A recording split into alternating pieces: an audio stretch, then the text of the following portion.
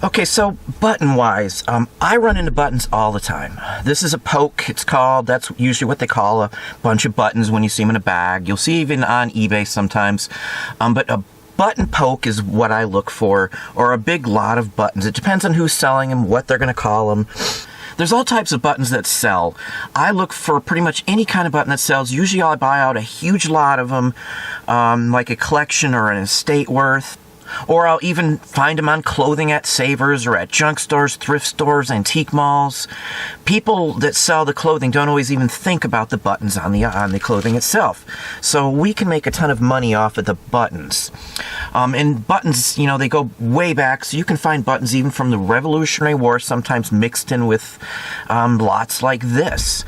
And, you know, it depends on the quality of the buttons, what you want to pay. This lot you see here, everyone in here is a good button. These came from a collector that I've known for years. It's specifically a lady who collects buttons. She's from another state. She has collected them for her pretty much like 50 years. She's older, she's retired, she's clearing out a lot of her estate, so I've been lucky enough to get a lot of buttons from her on many, many occasions. She still buys sometimes, so sometimes I'll buy her leftovers or the items she's not into. But for us buttons, you can make, you know, $4,000 on one single button. That's not an outrageous claim at all. Like a Confederate naval officer's button could easily go for, you know, thousands of dollars. The right infantry button from the Confederacy, a George Washington button. It just depends on the type of button you have. All these date from like 1850s through the 1930s or so, in that ballpark range. There's various different types. There's some railroad, police, you know, transportation services, allied transportation, just odds and ends that you will find in here. I'll just start showing you a few so you can get an idea. This is a Brinks Express. I believe it's the same Brinks that does the armored car service. This one here is like circa, I don't know, 1890s through 1940s probably. It's hard to date some buttons because the back marks were used for a long time, and in some cases they use back marks from, you know, button stock that was never put together, so the button backs could be 50 years older than some of the button faces. And this does honestly happen. You'll run into Civil War buttons with like newer backs on them and things like that all the time, so it's not odd. What makes a button old, or you can date a button positively, is what's on the back of it, how the back mark is written. The back mark meaning the actual wording on the back.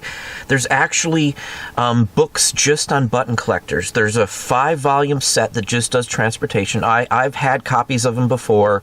I don't mess with it too much anymore, so I don't worry about the price guides for those. But they're very pricey. They come from England. I think we had like $400 invested just into the price guides for the transportation buttons. And then there's a button back mark book that you can get that has like just literally tells you the name of what's on the back and how it's written. It'll show pictures of some of them, and you can date the buttons by that.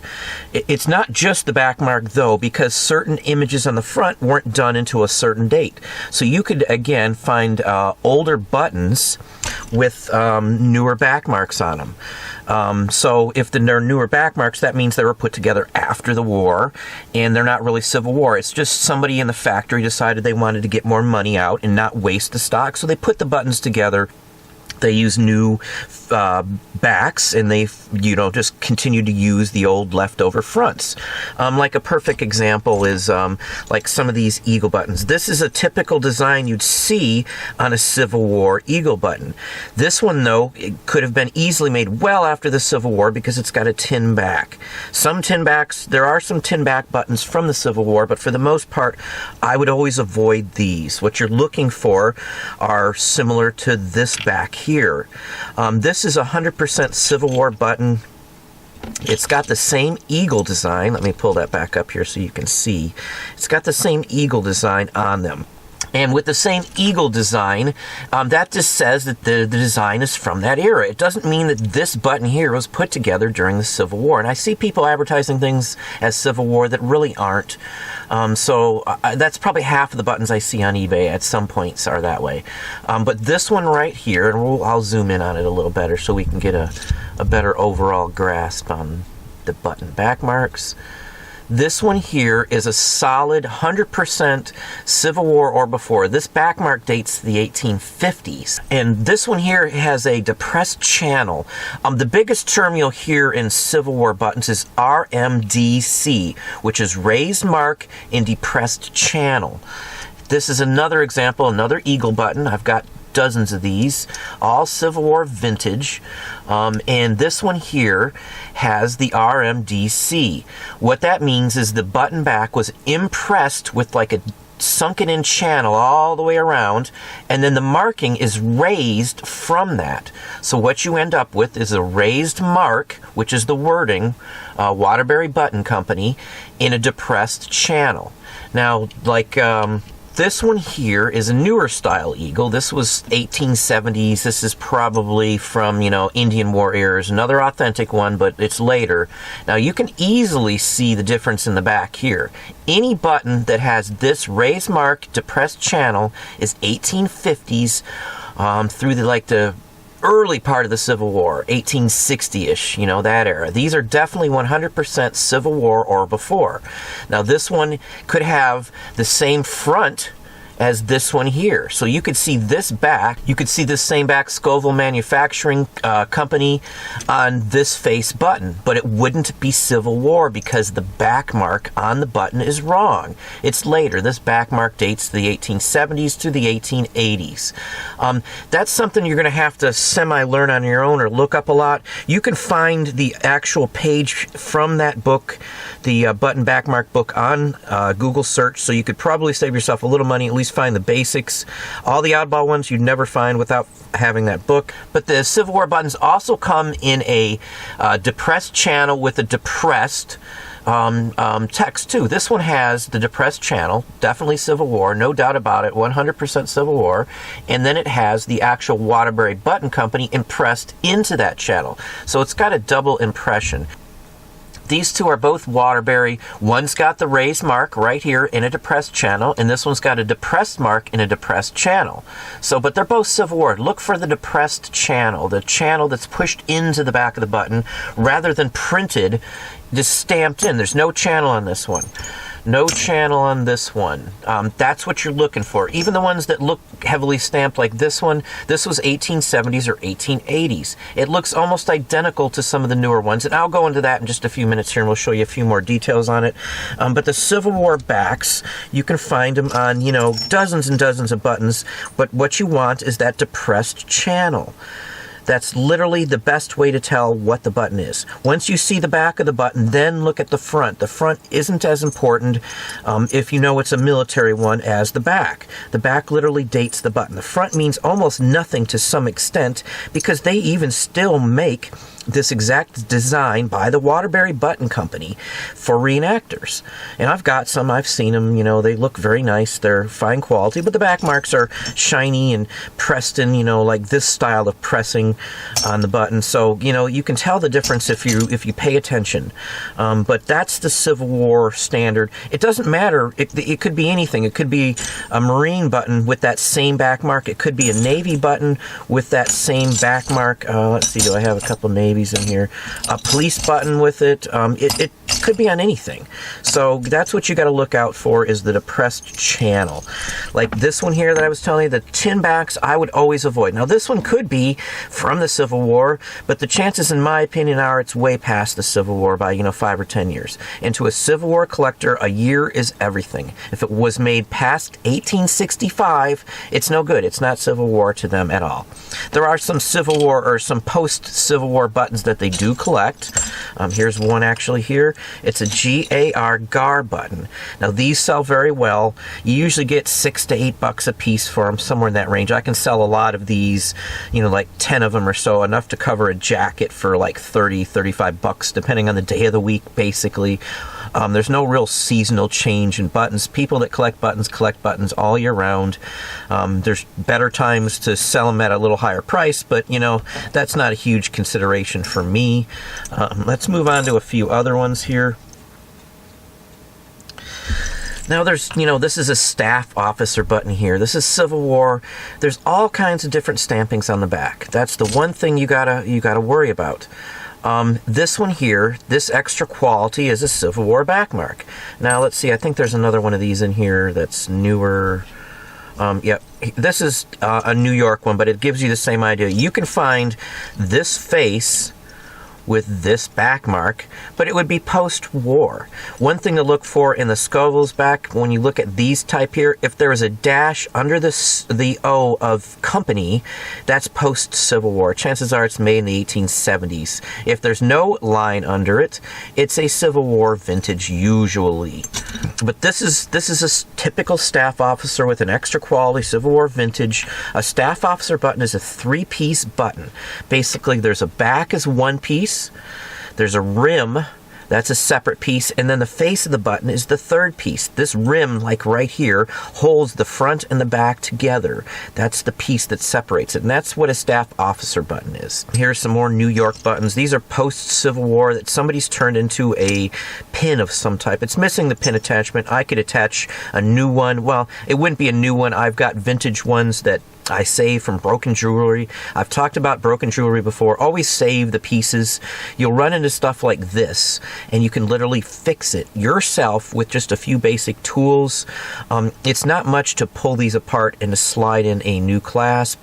It takes you probably about 5 minutes, but it increases the value. Like on this piece here, I'm not going to get more than, say, 10, 15 bucks for it at the most in the condition it's in here with the back missing. But if I can put that pin back on there, I might get 40 bucks for it. So, but let's move on to some more buttons. Other buttons still are different branches of the military you also want to look for. These buttons here, I included one normal one again, the Eagle one, which you've already showed you, are for different branches of the military. In the shield on the Eagle, which I'll show you a close-up in just a second here, here's the typical one that I showed you. This is the standardized General Army button from the Civil War. Let me focus it just a little better. This is the Civil War infantry button, basically, or general service. Anybody who just was in the Army and did anything specific and wasn't an officer would have had this button on. It would have been gilted in some cases, mostly the officers. The standard general, a private would have just had a plain button. They would have had to have polished them. There's actually brass polishing things that you can slide over your shirt and then still polish your buttons and not actually get your shirt messed up with the polish. But here's the typical standard one. The next one here, this is an infantry. That I stands for infantry. And what you can see on these buttons, and I've had them all, there's an I for infantry, an A for artillery, a C for cavalry, a V, and I think it's voltigeurs, and then an R for riflemen. The V's are probably the hardest to get. A cuff one I sold for like $170 that was undug and mint condition. Infantry ones are decent, of course. Earlier ones are even better. And then the artillery, I've always loved the artillery buttons. Again, these are all Civil War vintage or before. These ones I'm showing you right here. This has got a real nice D. Evans and Company, Attleboro, Mass. backmark. These date from, say, 1860-ish. Nice patina, nice gilting. Officers, it's a coat sized, largest size I think you can, well, actually there's one that's slightly bigger. I believe there's about 4 sizes specifically of these. There's a big overcoat size, a jacket or tunic shirt sized, a vest size, and then a cuff size. There may even be another 5th size like on some of the smaller kepi buttons, but I can't say for sure. I'm not an expert on buttons, but I do know the basics enough to be able to pick out the good ones and make my money on them. But again, like this artillery here, I might get 30 bucks for this artillery on a good day of the week. It's a nice example. Infantry here. This has got a plain back. This is probably 1860, 70 era. This could be considered. It's got the one loop around the back, the one ring, and it's a brass back. That's the difference. I would only buy the ones like this that are brass. I wouldn't mess with the tin ones. They're not going to go for anywhere near as much, even if they were Civil War. Unless you got like 100 of them, then you might get 50, 60 bucks. Who knows? But this infantry here, I'd probably get 15 for, maybe 10, 15. Here's another good infantry. It's got the plain back as the other one does, but again, it's still a decent one. And then here's another infantry cuff. Let me show you the difference with the Eagle, the standard Eagle. Now, let me show you the difference this way, I guess, on this one here. These are both infantry buttons here. The one on the left is a Civil War one, you know, solid Civil War. The one on the right, though, this one dates to the 1830s, the Seminole Indian War era and before. These are harder to find and worth probably twice what a good Civil War one is. You can tell by it's a lower convex. It doesn't have as high of a dome on it. This one here, you can actually find this exact same design in a one-piece, single solid metal button that goes all the way back to like the 1820-ish era. But this is an early backmark, R&W Robinson Extra Rich. Most buttons that say Extra Rich or something along that line, or Extra, are usually early buttons if they're stamped like this. Even bent like this is still a $25 button at the most. It still has a lot of gilt on it. Most of these come in silver as well, too, but this was a little later version, say 1830, late 1830s to 1840-ish is when this was made. So these are all good buttons, but this is the kind of thing you want to look for. Other buttons that I look for are like transportation buttons. A lot of buttons that are worth money are transportation buttons. I don't honestly remember every single company name. This one's a transportation probably. This one here dates to like 1860, 70 era. So this one's probably a good one. It's some sort of transportation company or a shipping line. Stuff like this you can sell for, you know, 50 to 100 bucks on some of these. Railroad buttons always sell. This is Baltimore and Ohio line. It's a nice early British made, looks like. Yeah, Gaunt. This is a nice button. This might go for say 14 to 15 bucks, maybe even up to 20 some odd bucks. Here's transportation services button, something like this, 8-10 bucks. It just depends. Like the police buttons I can sell too, 8, 10, 12, 15 bucks. It depends on the button itself and how early it is. This is say 1910, 20-ish on this one. That date's just like the date the place was incorporated. It means nothing on the date of creation. Again, I've showed you these. These are Indian War Eagle buttons. A whole coat worth of these, you might get 20 or so bucks for them. I've got like 30 or 40 of these. The condition means something, but these ran up to 1898-ish. You could still see these on uniforms. After that, they changed the design. Other buttons like this one here, this is from an overalls. Even these sell for 8-10 bucks sometimes. Let me try and find you another one. Here's like an overall button here, but this one's dated. The latest date is, let's see here, 1916. So this is an early one. People who collect the clothing might even need this button to repair their clothing. You'll see that a lot.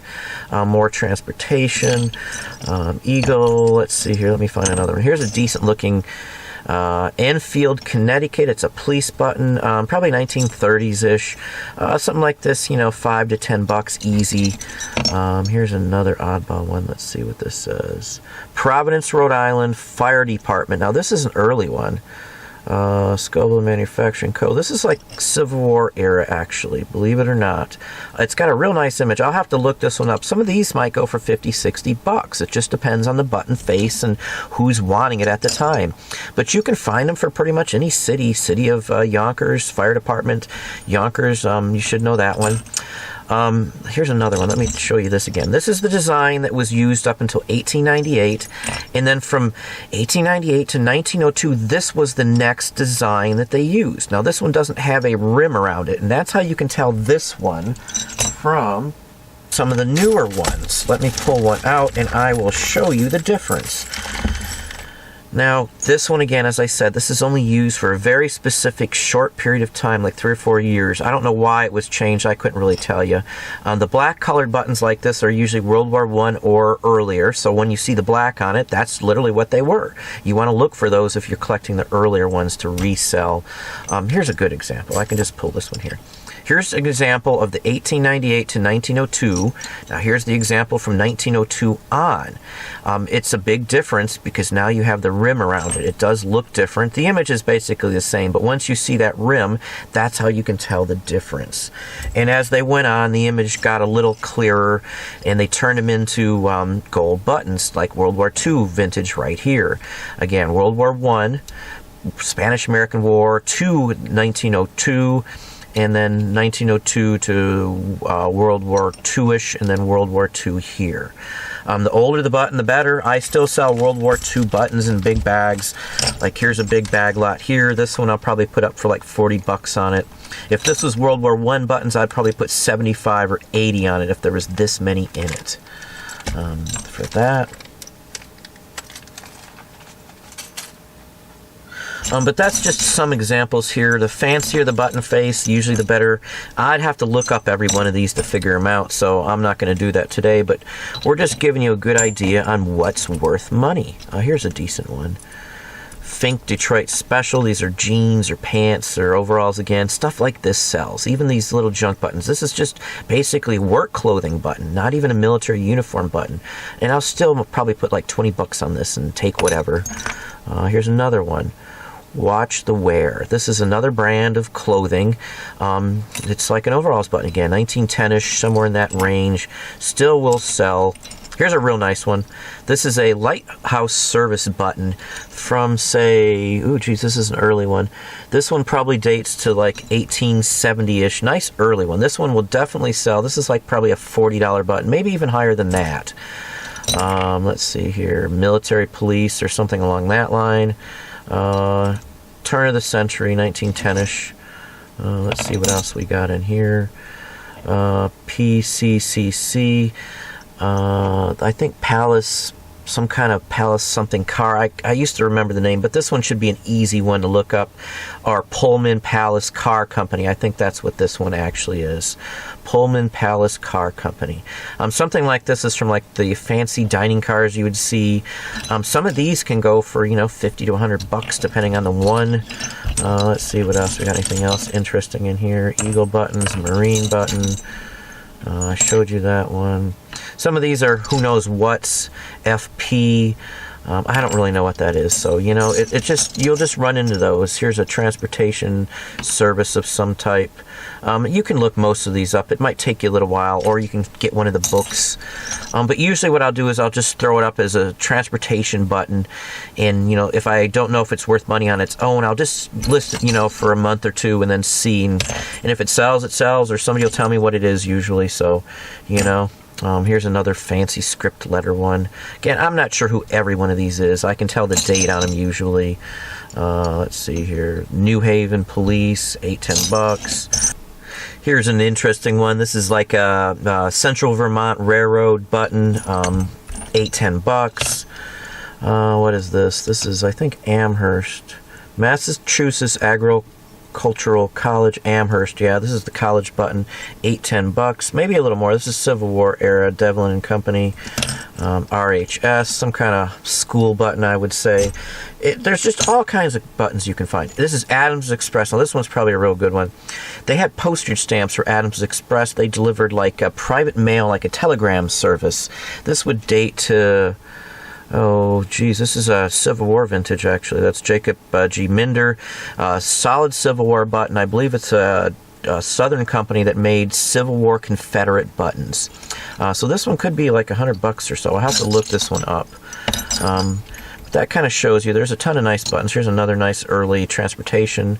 I'm not really sure what this is for, so I'd have to look it up. It's got a Civil War vintage 1860s, 70s back mark.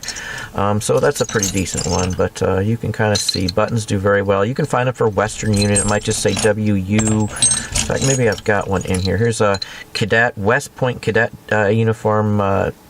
Let's see, Henry V. Allen. This is probably 1860s, 70s. This is what the front looks like on the Civil War vintage ones on some of them. Let's see what else we got in here. Here's a nice early Motorman button. You'll see them for conductor and all kinds of things like that. These don't go for much unless they're really early or something scarce. These go in like you'd put them in a lot, probably, something like that. But buttons do very well. Let's move on. I'm going to put these up and we're going to look at some other ones. Here's some more buttons. This one here I found, I don't know how many of these, probably about 20 of these. Let's make this a little lighter here. I've had about 20 of these in brass recently. I was lucky enough to find a lot, then I found a few more, then I found a couple on a card. These are League of American Wheelmen buttons. This is from the Penny Farthing, the High Tall Wheel Bike Riders. This is a very exclusive club. Some of these buttons, the larger the size, can go for over $100 a piece. We made over $500 on the 20 buttons that I had of this already. This is a new one, though. This one I have never seen before. It's actually made of pressed horn. Or it's Gutta Percha, I'm not sure which, but either way, this is a very good button. It's got a pin set in, brass shank. That looks like it's actually just part of the manufacturing problem, so I wouldn't worry about that. But this is probably worth $100 right here. Other buttons that I look for, like this one here, it's Ward's. It's probably like it could be like a Montgomery Ward's department store security guard or staff member button. This is probably, you know, like $8 to $20, depending on the day of the week. I'd have to really look up to say 100%, but I know it's a good button. I've had one before, and I can't remember what I sold it for, but I did sell it. Other buttons that can go for like U.S. Customs buttons, I get $8-10 a piece for this kind of thing. It's an early one, 1890s-ish. Pretty decent style of button. Some like this one here I'd have to look up, because there's all kinds of different buttons. You'll just run into them. These, when you don't know, you can always just throw them in a lot. Fanciful the better. This is Oddfellows. This one I haven't seen before. It's a full-fledged button, 1930s or 40s. This one here I might put $8 to say $15 on it. Buttons in general are decent items. Here's a really interesting one. This is a Chrysler plant button from the, probably a security guard from the actually Chrysler plant in Detroit, I would say. 1930s or 40s. It's a very interesting button. This one I might put say 40 on and just see what happens. Interesting button here. I'm not even sure what this one's to. It's enameled of some sort, very fanciful enameling. Pretty interesting button. Here's another interesting button. This is Bell Telephone Systems Collector. This is what would have been on a uniform of the people who went door to door to collect your bills, what you owed on your phone. Rather interesting. I hadn't seen one of these before, so it was pretty interesting to see. Here's a Spanish-American War veterans button. This one shows up fairly often, circa 1898 to say 1910-ish. These go for, you know, I don't know, say $10-15 for a decent lot, say 5 or 10 of these. I might get 5 to 8 a piece on them even. Who knows? Here's a transportation button. I'm not going to go and try and pronounce it. My vision's not quite well enough to read it from the distance. But this is a decent one, 1898. This is a transportation line. I've had ceramic items from the same transportation line. This button here, it's Bremen Lloyd's Norddeutscher, I think, something along that line. But this should be like $10-15 easy on that one. But again, this is just a few other ones. These Otter ones sell fairly well. Woodmen of America or something like that, so I'll have to look this one up, but buttons in general sell very well. One-piece coin buttons you'll see too, which are usually marked on the back on some aspect of them. You'll see, let me zoom in a little better so we can get a better picture of them. But these date to like 1790, late 1790s through to like 1920-ish. That's when these kind were made. They usually have, you know, small impressed markings on the back of them. One piece, it looks like a coin. They come in fanciful designs. You can see them with what's called like a box shank on it, like this one here. This one's very special. This one's actually a Napoleonic War button from the 51st Regiment, circa 1812, 1815-ish. These don't show up very often. I was lucky enough to get this one in a lot. I've had others, so I knew exactly what it was. It's worth like, say, $25 or $30. But again, these are what you could find on the backs, like this one here. You could see this on the back of a military button with military eagle on the front, and it would be worth a heck of a lot more. Most of these aren't worth a ton of money. A lot like this, what you see here, I'd probably put, say, let me zoom in and get a better picture, probably put like $50 on it and just take whatever I can get. So they do sell, even these little tiny ones. I'll wait and get a bunch of these and throw them together in a lot. All early coin buttons, all from 1790 through 1820-ish. Really nice buttons, though. Here's some more buttons. These are World War II buttons. These are regular GI buttons off of coats. These don't matter so much what's on the back. The designs pretty much give them away either way. You can find these in tin still. Some of them date newer. But these right here are like World War II-ish era. And not just American buttons are worth money. I run into, you know, German and Japanese buttons. I don't stray away from things if I'm going to make money on it. I love the historical aspect of it. I don't promote anything if I collect something or sell it. It's just a historical artifact. Like here, these are Japanese Navy button. This is a Japanese Navy button from World War II. This is something like $8-10. Real nice condition. They sell fairly often, fairly well. I've gotten quite a few of them before. Here's another. This is like a school button, like a training school for military officers, I believe. Interesting button. These do sell too. $8-10. I'd probably put on them in the World War II section. Here's a general service button. This is a chrysanthemum that you'll see on even guns and some of the swords and scabbards and things. Here's another one. Again, these are all World War II Japanese buttons. They do show up. They do look similar to this every time I see them. But that's what you have. That's just a few of them here to give you an example. Here's a couple German ones. These would have been worn on what would be called the brown shirts, their political party that helped bring Hitler into power. But buttons I do like. I do have buyers for them, so this is something I sell really quickly. These are like $25 or $30 a piece. I see them on eBay occasionally. I don't know if you're technically allowed to put these on eBay. I just stray away from it. These will just be sold locally to a collector that I know. But these show up fairly often. This one still has a little thread on it. Here's actually a political officer's button. This one's way harder to get than these. Very fanciful. This is probably only the second or third ones of these I've ever seen in 20 years. This one I might put, say, $70 on it. I paid $2 for this one at a show, actually. So, and then here's like a work button, shirt button from Germany as well, too, from World War II. These show up. These are like $5 or $10 maybe at the most. There's different ones of these. There's brown shirt buttons. There's the girl organization buttons. They all are marked on the back. They all have decent markings. Some even have dates on them, but they're all legit buttons. Still yet, here's some more buttons. Pretty much everything I'm showing you is items you should run into that are worth something. Even if they're not worth a ton on their own, these are all buttons, items that you could sell in like 5 or 10 button lots. And they do sell fairly well. Like this is like a fraternal group here. These ones are worth like, you know, $4 or $5. Musicians buttons. Some of these date back to the Civil War vintage, not this one, of course. Here's an Ohio state seal from the 1870s. Now this one's a dug button, means it was in the ground. Somebody probably metal detected it. Yeah, this one's 1870s-ish, probably like $5 to $10. Some Navy ones, just some modern ones. Here's a Toledo Police Department button, $8-10. Here's a Boston Police button. This one's actually a Civil War era one, 1860s. Fairly interesting. Civilian Services, maybe New York button. New York, New Haven. Here's a Connecticut button here. Here's a Police Department, County of Nassau, New York, like $8-10 on stuff like that. Stuff like this one here, you'd need to look up. It could be something very specific or foreign. But this is just another bunch of buttons. Things like this one here could be a crest or a sealer from another country. Let's see, this one actually is another country, I would say. So who knows what some of these are.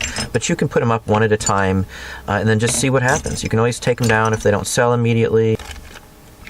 Other buttons that I run into from the Civil War are Goodyear buttons. They're made out of rubber. This is an Indian rubber. It's a Goodyear button. It's got 1851. It's the same Goodyear who did the vulcanized rubber to start with. They come in all kinds of designs. They come in all different designs. You can find them with images on the front too, oddball shapes. oddball shapes. They'll have bees, birds. Some of these have Miss Liberty on them, but they're all marked similarly. Some have shanks on them, but these are all items that will be collected by Civil War buffs as well because they're Civil War vintage. These are dug sometimes on the battlefield. There's actually an eagle button made out of the same material that looks just like the standard eagle, and that's actually from a sharpshooter's, Burdine sharpshooters. Those buttons are worth hundreds of dollars compared to the normal eagle button. A rubber eagle button from the Civil War is like $200 or $300. I've only had one in my life, so they're pretty rare. Goodyear come in all different styles and sizes, and these are all Goodyear or horn from the same era. Horn buttons show up too. We've actually had some that weren't horn that were actually tortoiseshell. Those you can't sell, but they're, you know, they still have collectors unfortunately for them. But these are all pressed horn. You can find military buttons that are pressed horn too as well. Some of the pressed horn ones go for a lot of money, but that's just a few of the Civil War era ones. And some of the earlier ones too. There's other companies that made the rubber. This is Ingram's, and it's a pressed button as well too. This is Civil War or before. It's got a little warp to it. That's what happens to some of these earlier buttons. More buttons that we buy are foreign ones. I do look out for anything uniform. So uniform in general, back up just a little bit here. Uniform in general usually sell to some extent all the time. There's crest buttons from livery and things like that, which are like horsing services companies and things like that. Canadian military artillery buttons, Spanish war buttons, regimental buttons from other countries. Just some fanciful buttons here.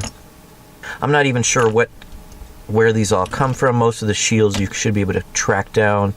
These all have nice early back marks. These are probably 1870s or before. Some of these should probably go for 10, 15 bucks a piece on average. Not every one, of course. Not every one, but for the most part. And they're earlier ones, artillery. This one might be a French or British one. Again, buttons sell very, very well for us. There's just so many different varieties you can run into. If you can't sell them individually, you could always throw them together in a lot. And that's what we'll do, as I said, a poke or a button lot, and that's what we literally do with any of the ones like this. And something like this you might get, I don't know, say 60, 70 bucks possibly for something like this.